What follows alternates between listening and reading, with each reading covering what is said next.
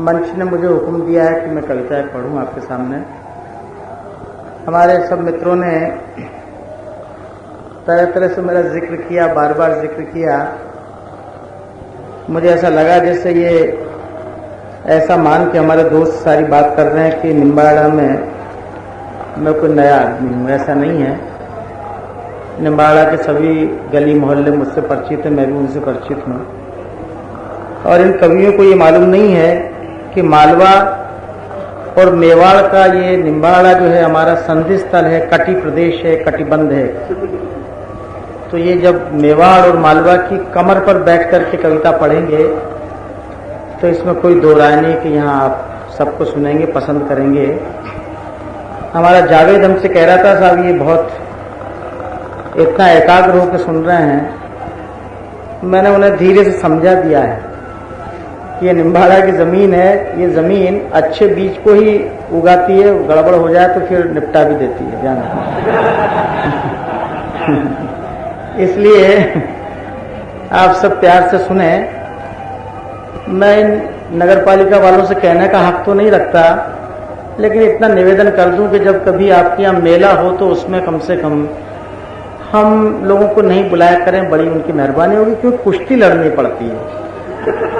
उधर एक कार्यक्रम बराबर चल रहा है, इधर एक कार्यक्रम बराबर चल रहा है। ये तो आप दिल से सुन रहे हैं, वरना अभी तक पत्थर चल जाते हैं।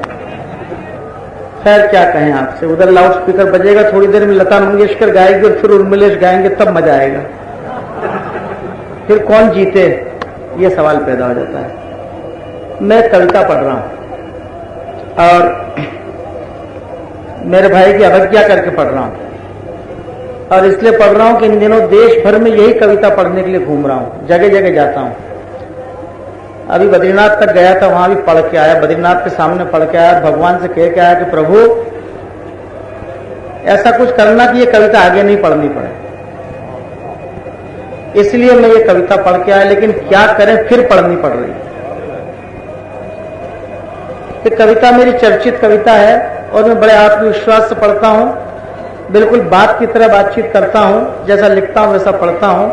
कई लोगों के समझ में आ जाएगी, बहुत धन्यवाद। कई के नहीं समझ में आएगी, उनका मुझ पर एहसान है। कई ज्यादा समझ जाएंगे, मेरी पीढ़ियों पर उनका आभार। कई लोग ज्यादा समझ जाएंगे। ये पंजाब पर एक कविता पढ़ रहा हूं, पंजाब पर, और चर्चित कविता है मेरी। एक ऐसी कविता है जिसमें मैंने किसी की बुराई नहीं की, किसी को कड़वा नहीं बोला, किसी से मारकाट की बात नहीं की, लेकिन किसी का हाथ भी नहीं जोड़े। बड़े तमीज से मैंने अपनी बात कह दी। इस कविता को मैं पढ़ के आया हूं अंबाला, लुधियाना, खन्ना, हुसैनी वाला तक, लेकिन निम्बाड़ा में नहीं पढ़ सका, तो शायद आज पढ़ दूं। अच्छी लगे तो मुझे धन्यवाद देना कि मैंने लिखी है, बुरी लगे तो अधीक्षक साहब से निपटते रहना कि इनने बुलाया है। आपके यहीं पर हैं, ये जाने आप जाने। और थोड़ा आसान होकर सुनिएगा, तन्मय होकर सुनिएगा। पंजाब का जब हम नाम लेते हैं तो 5 नदियां जहन में आती हैं। हम भूगोल पढ़ते थे तो 5 नदियां हमको हमारे मास्टर साहब पढ़ाते थे, लेकिन आज आप पंजाब का नक्शा देखें तो 5 नदियां नहीं है, पंजाब के पास 2.5 नदियां हैं। उसमें भी झगड़ा चल रहा है। तो मैंने पंजाब की 5 नदियों से मंदसौर जिले की 4 नदियों का कुछ रिश्ता निकाला है। 5 नदियां वहां की, 4 नदियां मेरे जिले की, और चारों नदियों के नाम बता दूं। पहली नदी आप सब जानते हैं, चंबल, जिस पर गांधी सागर बंधा है। जब मैं चंबल का नाम लेता हूं तो लोग बड़ा घूर के मुझे देखते हैं कि ये भी वैसा ही होगा।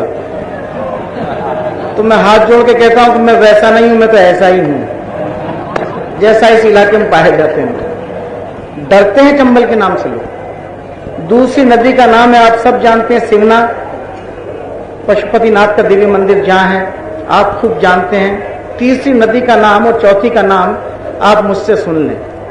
तीसरी नदी का नाम है रेतम, जिसे हम झारड़ा की नदी कहते हैं, वो रेतम है उसका नाम। और चौथी नदी का नाम है ईडर, जिसे हम ढंडेरी की नदी कहते हैं, वो ईडर है उसका नाम। इन 4 नदियों से मैंने पंजाब की 5 नदियों का कुछ रिश्ता निकाला और बातचीत की। यहाँ यदि एक भी सिख भाई मेरी कविता सुन रहा है तो मैं उससे निवेदन करना चाहता हूं कि अपने जहां तक मेरी बात पहुंच सके वहां तक पहुंचाए और कहे कि इस इलाके में कवियों ने ऐसी कविताएं लिखी, वहां पढ़ चुका, यहां फिर पढ़ने की कोशिश कर रहा हूं। सुनिएगा और मुझसे जुड़िएगा, बड़ी कृपा। पढ़ता हूं पढ़ो, पढ़ता हूं। ये सच बात है, भंवर जी और हम लोग वर्षों बाद मिले हैं। अभी थोड़ी देर में एक मोटरसाइकिल स्टार्ट होगी, वो सीधी ऊपर आएगी मंच पर, आप देखेंगे। यहाँ कई सांस्कृतिक कार्यक्रम होते हैं निम्बाड़ा में, लीजिएगा, पढ़ो मित्रों। और झेल लेना यार, आज चल जाए कविता तो ठीक है, वरना गड़बड़ हो जाएगी। क्या आपके भरोसे कर रहा हूं काम सर। कोई शीर्षक नहीं कविता, थोड़ा सा आसान हो सुनिए, और तेवर पर दाद चाहिए मुझे। पंजाब के मित्रों से कह रहा हूं, दूर, बहुत दूर, कालिदास के कर्म क्षेत्र से, मालवा के मनासा से मैं तुम्हें सत श्री अकाल कहता हूं। इधर मेरे चबूतरों, मेरे चौराहों, मेरी चौबारों, मेरी चौपालों पर जो कुछ तुम्हारे लिए कहा जा रहा है, मेरे पंजाब के वीरों का सारा हालचाल कहता हूं। सुनो तो तुम्हारा मन, नहीं सुनो तो तुम्हारी मर्जी, हो सके तो अमृत सरोवर की अमृत लहरों तक पहुंचा देना मेरी अरदास, मेरी अर्जी। हो सके काम, दूर, बहुत दूर, कालिदास के कर्म क्षेत्र से, मालवा के मनासा से मैं तुम्हें सत श्री अकाल कहता हूं। इधर मेरे चबूतरों, मेरे चौराहों, मेरी चौबारों, मेरी चौपालों पर जो कुछ तुम्हारे लिए कहा जा रहा है, मेरे पंजाब के वीरों, वह सारा हालचाल कहता हूं। सुनो तुम्हारा मन, नहीं सुनो तुम्हारी मर्जी, हो सके तो अमृत सरोवर की अमृत लहरों तक पहुंचा देना मेरी अरदास, मेरी अर्जी। पहली नदी पेश कर रहा हूं, देखिए और स्वीकार कीजिएगा कि सतलज में अपने सपनों को नहलाओ। मैं मना नहीं करता, दाद चाहूंगा आपकी सबकी। सतलज में अपने सपनों को नहलाओ, मैं मना नहीं करता, पर शतरंज मत बिछाओ उसकी लहरों पर। ध्यान चाहूंगा, सतलज में अपने सपनों को नहलाओ। जहां मैं हूं उत्तम पुरुष में, वहां आप सब हैं। यार 2 ताली बजे तो आप फोटो खींचने आ गए, उनका खींचोगे तो मेरा खींचोगे, ये बताओ। जल्दी से जो करना है कर लो। ये ऐसा समय है जब मैं बीच में किसी को पसंद नहीं करता हूं। आओ बैठ, आप भी सुनो, मैं फिर शुरू करता हूं। हाँ, ये बीच में कला पर विज्ञान का आक्रमण था, देखा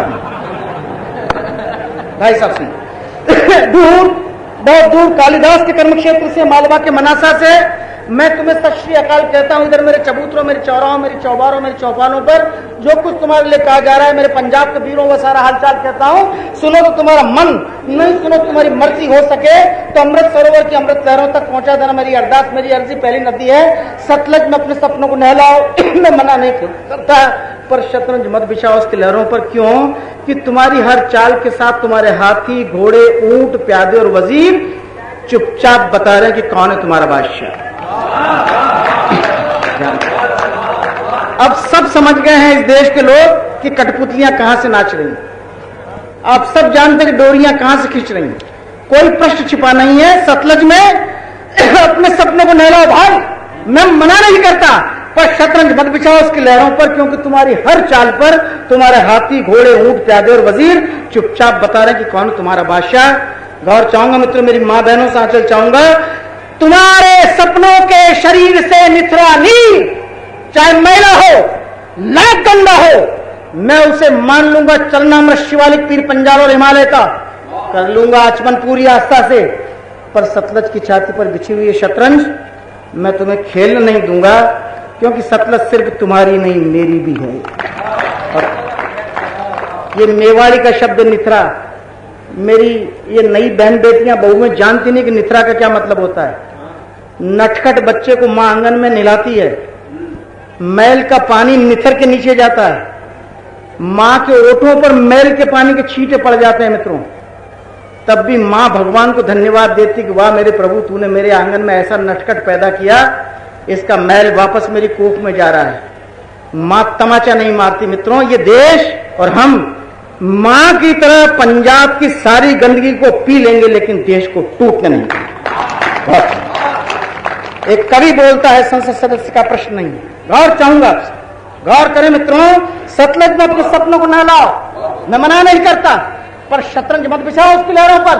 क्योंकि तुम्हारी हर चाल पर तुम्हारे हाथी, घोड़े, ऊंट, प्यादे और वजीर चुपचाप बता रहे हैं कि कौन तुम्हारा बादशाह। तुम्हारे सपनों के शरीर से निथरा नीर, चाहे मैला हो, लाख गंदा हो, मैं उसे मान लूंगा चरणामृत शिवालिक पीर पंजाल और हिमालय का, कर लूंगा आचमन पूरी आस्था से, पर सतलज की छाती पर बिछी हुई शतरंज मैं तुम्हें खेल नहीं दूंगा, क्योंकि सतलज सिर्फ तुम्हारी नहीं मेरी भी है, मेरी मां शिवना की ममेरी भी है। और दूसरी नदी पेश कर रहा हूं, ध्यान चाहूंगा मेरे मित्र से, आशीर्वाद चाहूंगा, और आप सबसे भी मुझसे जुड़िए, कविता से जुड़ने की कोशिश कीजिएगा। हम लोग आपकी बात कहने के लिए इस धरती पर पैदा हुए, इसलिए अर्ज की गौर कीजिएगा। ये बच्चों के पेट को पालने का सवाल नहीं है, देश की मिट्टी का कर्जा चुकाने का प्रश्न है, इसलिए अर्ज कर गौर करेंगे मित्रों। हम पारिश्रमिक के लालच में नहीं आए हैं, हम किसी श्रोता के लालच में आप तक पहुंच गए, इसलिए अर्ज की है। रावी को रोक लो बेशक अपने खेतों में, गौर करें, रावी को रोक लो बेशक अपने खेतों में, मैं मना नहीं करता, पर मेरी मां रेतम अगर गले मिले उससे तो तुम तमतमाते क्यों? रावी को रोक लो बेशक अपने खेतों में, मैं मना नहीं करता, पर मेरी मां रेतम अगर गले मिले उससे तो तुम तमतमाते क्यों हो? मेरा दिल महज दहशत से भरा रहे, इसके लिए अपनी नदियों में आग लगाते क्यों? आतंकवाद और क्या है?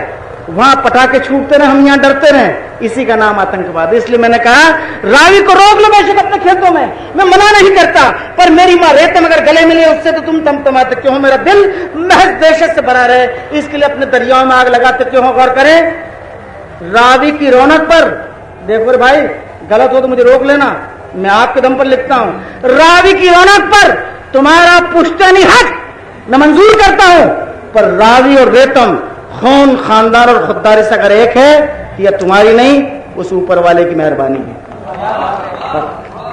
रावी की रौनक पर तुम्हारा पुश्तैनी हक मैं मंजूर करता हूं, पर रावी और रेतम खून खानदान और खुददारी से अगर एक है तो यह तुम्हारी नहीं उस ऊपर वाले की मेहरबानी है। क्या तुम्हारी मां रावी का खून खून और मेरी मां रेतम का खून पानी है?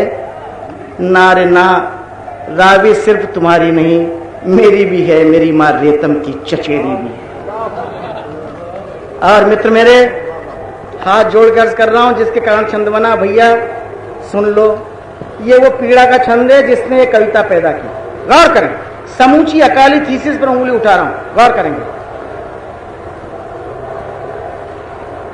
मेरी मां रेतम अगर गले मिले से तुम तमतमाते क्यों हो? मेरा दिल महज दहशत से भरा है, इसके लिए अपनी नदियों में आग लगाते क्यों हो? भैया मेरा ध्यान टूट जाएगा इस कविता में, क्या धरा है सारी बात, तुम चले जाओ, इस अवतार को कहीं बैठा हो, सिंध से आया दिखते हो, शायद मेरा ऐसा अंदाज है। ऐसे वक्त में चाय की वही बात करेगा कि जो सिंध से आया है, वरना तो खून की बात करता, पंजाब वाला होता तो खून की बात करता। भाई बैठे जरा, हाँ गौर करें, रावी सिर्फ तुम्हारी नहीं मेरी भी है, मेरी मां रेतम की चचेरी भी है। गौर करें, मैंने कभी मना नहीं किया भाई साहब, मैं वापस गंभीरता की ओर आ रहा हूं, मैंने कभी मना नहीं किया कि चिनाब की चोली पर चस्पा क्यों कर दिए तुमने अपने इश्तिहार, पर मेरी मां चंबल ने मुझसे कहा है बेटे चेतावनी दे दे उन्हें कि मां की छातियों को छूने की एक उम्र हुआ करती है। ध्यान चाहूंगा, यदि किसी ने गंदा पोस्टर वहां लगाया है तो उसको भी हाथ वहां पहुंचाना पड़ा है, मुझे उखाड़ना है तो मुझे भी हाथ वहां पहुंचाना पड़ेगा। मित्रों, 5-7 साल की उम्र के बच्चे ये काम करें तो शोभा देते हैं, 40 वर्ष की उम्र में यदि हम ये काम करते हैं तो लोग हमको समझदार कहने वाले नहीं। इसलिए अर्ज की, मैंने कभी मना नहीं किया कि चिनाब की चोली पर चस्पा क्यों करते हो तुमने अपने इख्तियार, पर मेरी मां चंबल ने मुझसे कहा है बेटे रे चेतावनी दे दे उन्हें कि मां की छातियों को छूने की एक उम्र हुआ करती है, उस उम्र के बाद मां अपने बेटों के भरोसे आराम से सोती है, उस उम्र के बाद मां अपने बेटों के भरोसे आराम से सोती है, पर तुमने हराम कर दी है नींद चिनाब की। आजकल वह सोती कम रोती ज्यादा है, अपनी चोली पर चिपके इश्तिहारों को आंसुओं से धोती ज्यादा है। गौर करें, वह जानती है कि इन इश्तिहारों की लिपि तो ठीक है पर लिखावट ठीक नहीं है। वह जानती है, वह जान समूची थीसिस पर उंगली उठा रहा हूं, वह जानती है कि इश्तिहारों की लिपि तो ठीक है पर लिखावट ठीक नहीं है, शायर सिंहों और सपूतों की यह लीक नहीं है, हीर की हिचकियों और रांझे की रुसवाइयों से चिनाब ही नहीं मेरी मां चंबल के चौबारे भी गुमसुम होते हैं, उदास होते हैं। चिनाब तुम्हारी मां होती तो कोई बात नहीं थी मेरे वीर, पर विंध्याचल और हिमाचल के रिश्ते भी कुछ खास होते हैं। अरे मत चिपकाओ, तुम मत चिपकाओ चिनाब की चोली पर यह इश्तिहार, क्योंकि मां की छातियों को छूने की उम्र न तुम्हारे पास है न मेरे पास है। तुम्हारा इन चोचलों से सुनो तो मेरी मां चंबल आजकल बहुत उदास है। और चौथी नदी पेश कर रहा हूं, ईडर ढंढेरी की नदी, जिस पर से आप रोज गुजरते हैं, ध्यान चाहूंगा, गौर करें। ईख की चाशनी जैसी मिठास वाली मेरी माँ ईडर। क्षमा कर देना, मैं भाष्य नहीं करता, व्याख्या नहीं करता, लेकिन पंजाब के 2-4 सरफिरों ने पहली बार मुझे याद दिलाया कि मैं हिंदू हूं। मैंने इस देश में कभी हिंदू बनकर नहीं सोचा, मैंने सदैव भारतीय बनकर सोचा, हमेशा कलम चली। लेकिन वहां से किसी ने कहा कि तुम हिंदू हो, क्यों? मैंने उनसे कहा, मैंने कहा तुम हिंदू हो? तो बोले हम हिंदू नहीं है। मैंने कहा कि भाई भगवान राम के वंश में नानक देव पैदा हुए? बोले हाँ। मैंने कहा राम हिंदू थे? बोले तब भी हम हिंदू नहीं है। मैंने कहा कि भाई और भी प्रमाण है? बोले क्या प्रमाण है? हमने कहा संविधान में लिखा है। तो उन्होंने पन्ना ही फाड़ के मुझे दे दिया, बोले ले जाओ अपने घर। 1.5 करोड़ लोगों में से कुछ लोगों ने ये कहा कि हम हिंदू नहीं है, और नानक कहते हैं मुझसे कि हिंदुओं की रक्षा के लिए ये लोग हुए हैं तैयार इस देश में। तब मुझे लगा कि मैं भी हिंदू हूं, तो एक छंद मैंने हिंदू बनकर लिखा। इसके बाद मैं कसम खाता हूं कि मैं हिंदुस्तानी बनकर लिखता रहूंगा। इस एक छंद को सुन लीजिए, गौर चाहूंगा आपसे, गौर करें इस छंद पर।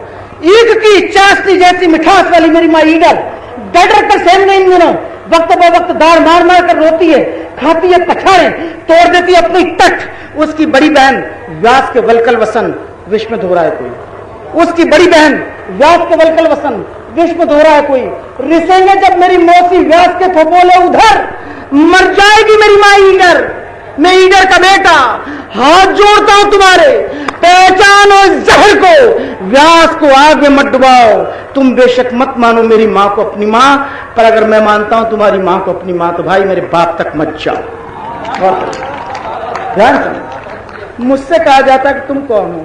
अरे भाई मैं तो तुम्हारे ही वंश का हूं। ईख की चाशनी जैसी मिठास वाली मेरी माँ ईडर, डर कर सहन इन दिनों, वक्त ब वक्त दार मार मार कर रोती, खाती पछाड़े, तोड़ देती अपनी तट। उसकी बड़ी बहन व्यास के वलकल वसन विश्व धो रहा है कोई। रिसेंगे जब मेरी मौसी व्यास के फपोले उधर, छटपटा कर मर जाएगी मेरी माँ ईडर इधर। मैं ईडर का बेटा, हाथ जोड़ता हूं तुम्हारे, पहचानो इस जहर को, व्यास को वन्नी में मत डुबाओ। तुम बेशक मत मानो मेरी माँ को अपनी माँ, पर अगर मैं मानता हूं तुम्हारी माँ को अपनी माँ, तो यार मेरे बाप तक मत जाओ। और गौर चाहूंगा, मुझे सबसे कहना है, पंजाब को नौजवान भटके हुए दोस्तों से कहना है, सुनो तो, धधकती आग पर से बह रही है झेलम, तुम भी जानते हो मैं भी जानता हूं। दाद चाहूंगा, धधकती आग पर से बह रही झेलम, तुम भी जानते हो मैं भी जानता हूं। तुम्हारे हाथों में हल्की मूठ और कंधे पर बंदूक है, इस बात को मैं सिर्फ झुकाकर मानता हूं। इसलिए प्रणाम करता हूं झेलम को, चूमता हूं तुम्हारे बूटों को, पूजाओं के बाद प्रार्थना करता हूं तुम्हारी सलामती की। अहर्निश गुरुवाणी से गूंजे मेरा आकाश, बारिशा गाता रहे मेरी मेड़ों पर अमृत कुंड का अमृत नीर अंजुलि भरकर पीऊं मैं, छुआऊं अपने ओठों से, चढ़ाऊं अपनी आंखों पर, लगाऊं अपने माथे पर, तब अंजुलि मेरी हो पर बाहें तुम्हारी हो। अंजुलि मेरी हो पर बाहें तुम्हारी हो, प्यास मेरी हो पर ओठ हक्का पिए, ललाट मेरा हो पर लकीरें तुम्हारी हो। सतलज और सिवना, रावी और रेतम, चिनाब और चंबल, व्यास और ईडर, जिसमें से बेशक अलग अलग, पर इनकी जीने और मरने की एक जैसी तैयारी हो। सुनो तो, कुछ दिनों से तुमने, गौर करें इस छंद पर, सुनो तो, कुछ दिनों से सो गया तुम्हारा साहूकार चौकस चौकीदार, आजकल भांगड़ा नाचते समय बहुत कांपते हैं तुम्हारे पांव। सुनो तो, कुछ दिनों में सो गया तुम्हारा साहूकार चौकस चौकीदार, भांगड़ा नाचते समय आजकल बहुत कांपते हैं तुम्हारे पांव। और एक ही कविता पर मुझे आपका, एक ही पंक्ति पर आपका आशीर्वाद चाहिए। सुनो तो, गौर करें, भांगड़ा नाचते समय आजकल बहुत कांपते हैं तुम्हारे पांव, धरती और पांव के बीच उभर आया है परायापन। धरती और पांव के बीच उभर आया है परायापन। अरे धरती वो की वो है, पांव की तुम जानो। धरती वो की वो है, पांव की तुम जानो। आंखों का उल्लास कौन से पानी में धुल पूछ गया है, भविष्य से नहीं अपने अतीत से पूछो। सुनो तो, बहुत दिनों से तुमने खुलकर नहीं गाया, तुम बार बार खांसते हो गाने में। अरे कितना कुछ खो दिया तुमने हथेली पर सरसों जमाने में, कितना कुछ खो दिया तुमने हथेली पर सरसों जमाने में। सुनो तो, तुम टूटे ना तो न जाने कहां कहां तक, न जाने क्या क्या टूट जाएगा। कड़ा, कंगा, केश, कच्च और कृपाण पहचान होंगे तुम्हारी, पर मेरी तो आत्मा के 5 व्रत है तुम्हारी, जिससे मेरा व्रत छूट जाएगा। इस व्रत भंग का दोष तब मुझ पर नहीं तुम पर आएगा। गुरुओं का गुरु, देवों का देव, महादेव मेरा महानानक, अरे तुम्हें कैसे अपना शिष्य कह पाएगा। तो तुम आओ मेरे साथ, अपनी धरती, अपना धन, अपनी आबरू, अपना इत्मीनान, अपना पंथ समेट कर प्राण से, प्रण से, मन से, वचन से नए सिरे से लगाओ वही नारा, सनातन नारा, भर जा आकाश सारा का सारा, प्यारा प्यारा नारा, नारा हो सत श्री अकाल, बोले सो निहाल, पंज प्यारा सबका है, पंजाब हमारा सबका।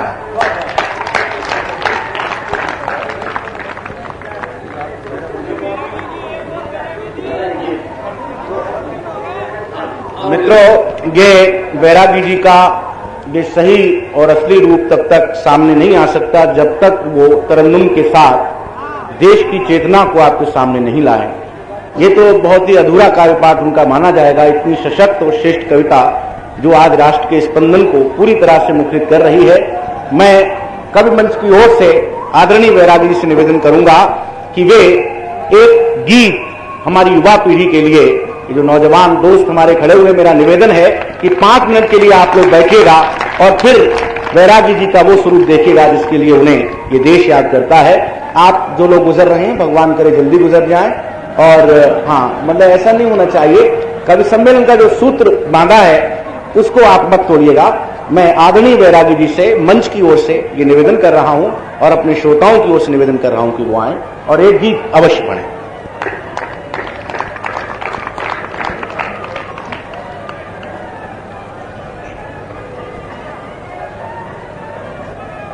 सज्जनों, जो लोग जा रहे हैं वे प्रणाम और धन्यवाद दोनों ले जाएं हमारा।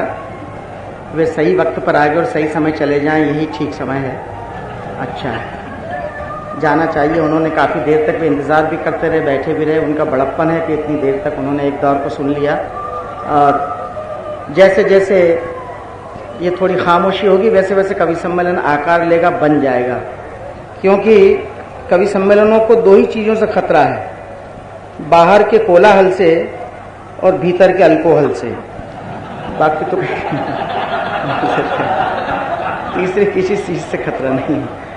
तो ये आज खुशी की बात है कि इधर सब शांति है, लेकिन बाहर का कोलाहल जैसे जैसे कम होता जाएगा आप देखेंगे कि कविता पाठ में तन्मयता और एकाग्रता बढ़ती जाएगी। वरना अतिरिक्त परिश्रम करना पड़ता है और ये शक होता है कवि को कि शायद उसकी बात आप तक पहुंच नहीं रही है। हालांकि चौधरी साउंड सर्विस मंदसौर और चित्तौड़ जिलों में सबसे अच्छी सर्विस में एक सर्विस मैं मानता हूं, खुद मेरा अनुभव है। तब भी हम लोग कभी कभी संदेह में डूब जाते हैं। लीजिएगा, मैं अच्छा महाराज पढ़ देता हूं, बैठो। जहाँ तक मेरा ऐसा विश्वास था कि थोड़ा इन लोगों को 5-10 मिनट की छुट्टी देते तो कई सारे काम ऐसे हैं जो नगर पालिका के लिए लोग करना चाहते थे, करते उन कामों को। अच्छी बात है, ठीक है, अच्छा है। उदित जी से आपका बड़ा सहयोग है, बहुत खुशी की बात है। अच्छा, आप कोई काम नगर पालिका के लिए नहीं छोड़ना चाहते, ये तो बहुत बड़प्पन है आपका। क्या हो गया? मैंने कहा ना आपसे, कोई ऐसी कोई बात नहीं। हम लोग को नाराज थोड़ी हो रहे हैं, हम तो इस दृश्य का भी आनंद ले रहे हैं। कई बार होता है ऐसा, कवि सम्मेलन एक अलग विधा है, उनका उससे परिचय नहीं है, वो क्या करेंगे इसमें। उनके जिम्मे एक ही काम है कि जहां कुछ गर्मी आए थोड़ा पानी डाल दिया करो, ठीक है। हाँ, ये कैसे गर्म, हम जानते हैं इस देश में कविता से क्रांति नहीं होगी, लेकिन हम जानते हैं कि पानी किस वक्त आना चाहिए। भाई थोड़ा इनको रोक लो यार, सारे कवि सम्मेलन में पानी पिलाते रहे पूरे दिन में, ऐसा मत करो यार। अभी छुट्टी कर देंगे प्लीज। लीजिए, मैं एक रचना पढ़ रहा हूं जिसे ये कह रहे हैं कि मैं स्वर में पढ़ दूं। इनको ऐसा लगता होगा कि शायद मैं संसद में चला गया तो बेसुरा हो गया। मैं पूरी व्यंजना तक बात कर रहा हूं आपसे। मैं इनसे कहने के लिए खड़ा हुआ हूं कि आप मुझे कहीं भेज दीजिए, मैं कभी बेसुरा नहीं हूं। इसमें आप सब वादा समझ लीजिएगा, कभी बेसुरा नहीं होऊंगा, कभी सुर में बोलता रहूंगा सदैव, जो भी बोलूंगा। एक कविता पढ़ रहा हूं और ये कविता अंधेरे के खिलाफ कविता पढ़ रहा हूं। किसी भी किस्म का अंधेरा है, आओ हम उस अंधेरे में आग लगाएं। और मैं जिम्मेदारी से इस कविता को पढ़ रहा हूं। मेरी जोखिम भरी कविताओं में से एक कविता है।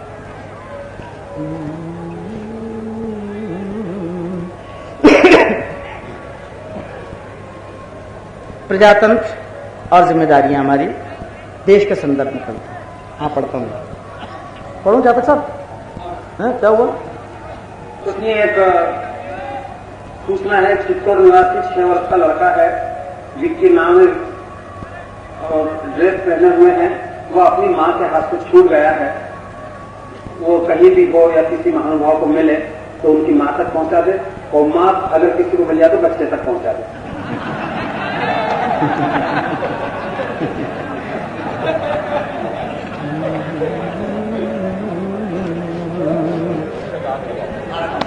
कि हर पीढ़ी को हक आता, देखें कि हर कोयल को हक आता है, हर कोयल को पूरा हक है अपने सुर में गाने का, हर कोपल को पूरा हक है अंबर तक उठ जाने का। अर्थ ये कि हर पीढ़ी को पूरा हक है, हर पीढ़ी को पूरा हक है अपने सपन सजाने का, इन अंगारों को पूरा हक है जलने और जलाने का।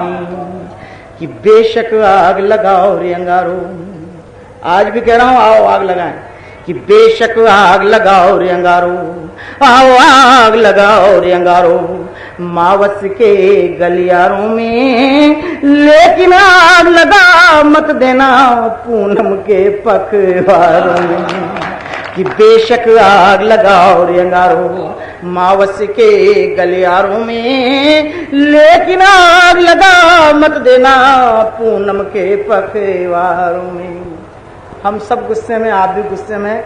6 पंक्तियां कि जिन कांटों ने घाव दिए हो, जिन कांटों ने घाव दिए हो उनसे दो हाथ करो, उनसे उनकी ही भाषा में खुलकर सीधी बात करो। अरे उनसे उनकी ही भाषा में खुलकर सीधी बात करो। और उस बिजली पर खूब सोच लो, उस बिजली पर खूब सोच लो जिसने रंग बिगाड़ा हो, उन भंवरों के पंख नोच लो जिनने बाग उजाड़े हो। अरे उन भंवरों के पंख नोच लो जिनने बाग उजाड़े।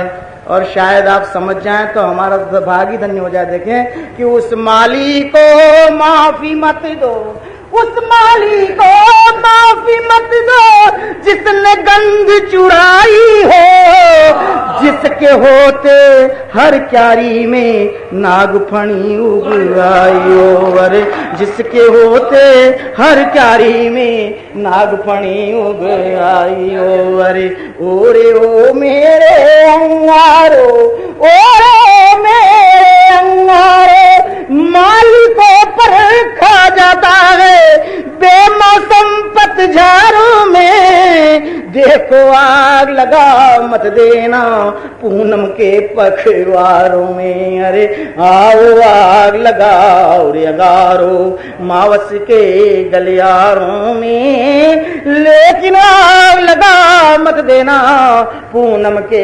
पखवारों में।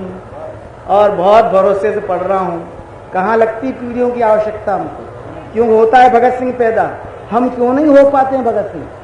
इस पर देखें कि दशों दिशाएं जब डूबी हो, कविता से प्रेरणा लेने वाले मित्रों का अर्पित। दशों दिशाएं जब डूबी हो अंधियारे के ज्वारों में, तब ही ध्रुव ढूंढा जाता है लाख करोड़ सितारों में। अरे तब ही ध्रुव ढूंढा जाता है लाख करोड़ सितारों में। और उस दिन जो चिंगारी चमके, उस दिन जो चिंगारी चमके वो ज्वाला बन जाती है, कालांतर में उसकी लपटें अंबर तक छा जाती हैं। और यह सच है लाचार के खिलाफ 6 पंक्तियां पढ़ रहा हूं, इसकी दाद चाहिए मुझे। हाँ हिम्मत कर रहा हूं। ये वो देश है भैया, क्या कहें, जिसमें एक नरियल लेकर के देवी देवता बेटा दे देते। हम सच, मेरी माँ बहन मजाक समझेगी, मेरे बेटे ने MSc पास करने के लिए हनुमान जी को 100 रुपए के पेड़े चढ़ा दिए। मैं आज तक नहीं, तो वही बता रहा हूं मेरी जान, सुन ले। हाँ वही बता रहा हूं, समझ में आ जाएगी तो धन्य हो जाओगे, नहीं समझ में आ जाएगी तो मेरा तो भाग फूट नहीं था। क्या करें, सुन लो, इन टिप्पणियों से काम नहीं चलेगा मित्र मेरे। क्या रिलेवेंसी हमारी, और जो साथी घूंसे तान के खड़े रहते हैं, मुझे उनसे कहना है कि इस देश में इस लड़ाई के लिए बहुत जबरदस्त पीढ़ी की हमको आवश्यकता पड़ेगी। इसलिए आज की देखें कि बेशक आग लगाओ अंगारों, जिन मित्र ने टिप्पणी की है उनको अर्पित कर रहा हूं। देखें कि कोमलता के कारण काजल, कोई तमीज से काजल लगा है तो मन करता है इस पर मर मर जाए, पर कोई चुपड़ ले तो मन करता है ढाई का गला बना। सारा झगड़ा इसी बात है, करप्शन का सिंबल है। इसलिए कि कोमलता के कारण काजल, हो सके दाद देना, कोमलता के कारण काजल आंखों तक आ जाता है, पी जाता है वह पौरुष को ऊष्मा को खा जाता है। अरे पी जाता है वह पौरुष को ऊष्मा को खा। इतना ही नहीं, काला तिल खुद आमंत्रण है। किसी के गाल पर सुंदर तिल हो तो नजर वहीं पर टिक जाती है, हाय हाय किस कदर तिल बना है। लोगों को तो ये चाहिए, आप कहां खून की बात कर रहे हैं। इसलिए आप काला तिल खुद आमंत्रण है, काला तिल खुद आमंत्रण है, छोटे बड़े दिखाने को इसका अर्थ नहीं, ये काजल खा जाए हर कोने को। अरे आज समूचा क्षितिज किसी ने, आज समूचा क्षितिज किसी ने पोत दिया है काजल से, शायद इसको धोना होगा गर्म लहू के बादल से। अरे शायद इसको धोना होगा गर्म लहू के बादल से। अरे ओरे ओ मेरे अंगारों, कालिक के मालिक को बेशक, कालिक के मालिक को बेशक चुन देना दीवारों में, लेकिन आग लगा मत देना पूनम के पखवारों में। अरे आओ आग लगाओ रे अंगारों मावस के गलियारों में, लेकिन आग लगा मत देना पूनम के पखवारों में। और साथियों, क्या कारण है कि आपकी आवाज असर नहीं करती? मुंह से तानते हैं, बाजारों में निकलते हैं, शाम को थके मांदे घर लौट जाते हैं। क्या कारण है कि आपका रक्त निरर्थक बह जाता है? मैंने 4 पंक्तियां लिखी हैं, 6 पंक्तियां संभवतः पीढ़ियों के काम आए। हम संदेश देने लायक कभी नहीं, लेकिन बात कही हमने। देखें कि लड़ने को तो अंधियारे से, देखें लड़ने को तो अंधियारे से हर कोई लड़ जाता है, पर उजले मुंह वाला तारा ही निर्णायक यश पाता है। अरे उजले मुंह वाला तारा ही निर्णायक यश पात। और अर्ज की आप लोगों से कि नैतिक युद्ध नहीं होते हैं, नैतिक युद्ध नहीं होते हैं नारों और हथियारों से, ऐसे युद्ध लड़े जाते हैं चारित्रिक आधारों से। अरे ऐसे युद्ध लड़े जाते हैं चारित्रिक आधारों से। ओ जले पलीता उससे पहले, अर्ज कर रहा हूं मेरे भाई को, जल पलीता उससे पहले खुद को देखो दर्पण में, उजले मुंह वाला जीवन ही अर्पण करो समर्पण में। अरे उजले मुंह वाला जीवन ही अर्पण करो समर्पण में। अरे वरना ओ रे ओ अंगारो, वरना फिर क्या फर्क रहेगा तुम में और बट मारो में। देखो आग लगा मत देना पूनम के पखवारों में। अरे आओ आग लगाओ रे अंगारो। अंतिम छंद एक सांस में लिखा, एक सांस में पढ़ रहा हूं, एक सांस में सुन लेना। देखें, पहले इधर से शुरू करता हूं और आप तक पहुंचता हूं। कि कहां गए दिन करके वंशज, ये सारे वो नाम जिन्होंने रोशनी दी है। कि कहाँ गए दिनकर के वंशज भारतेंदु के लाल, कहाँ गए दिनकर के वंशज भारतेंदु के लाल, कहाँ महाप्राण की महिमा वाले महिमा मंडित बाल, कहाँ जो नवीन के सुर में फूटा वो विप्लव भूचाल, कहाँ जिसे सुमन ने डाली थी वो जलती हुई मशाल, कहाँ अनाचार का तांडव कब तक होगा यहाँ अंधेरे में, कौन सूरमा बदलेगा इस सबको स्वर्ण सवेरे में। और आपसे कहा सरगुटन बेचैनी में जीने से इनकार करो, अंतर का अंधियार जलाओ रे खुद को कुछ तैयार करो, अरे अंतर का अंधियार जलाओ रे खुद को कुछ लेकिन पर उत्तेजन को शक्ति समझकर लड़ना केवल मरना है, उत्तेजन को शक्ति समझकर लड़ना केवल मरना है। पहले इतना तो तय कर लो मरना या तमरना है। भाषण क्रांति अगर लाते तो वर्षों पहले आ जाती, भाषण क्रांति अगर लाते तो वर्षों पहले आ जाती, गद्दारों की वंशवेली को नोच नोच कर खा जाती। पर जिसका श्रेय तुम्हें जाना है वह तो तुमको जाएगा, कोई धरती का बेटा ही क्रांति दूत बन आएगा, अरे कोई धरती का बेटा ही क्रांति दूत बन आएगा, अरे ओरे ओ मेरे अंगारो उसका चित्र नहीं पाओगे इन बासी अखबारों में, देखो आग लगा मत देना पूनम के पखवारों में, तुम आओ आग लगाओ रे अंगारो मावस के गलियारों में, लेकिन आग लगा मत देना पूनम के पखवारों में।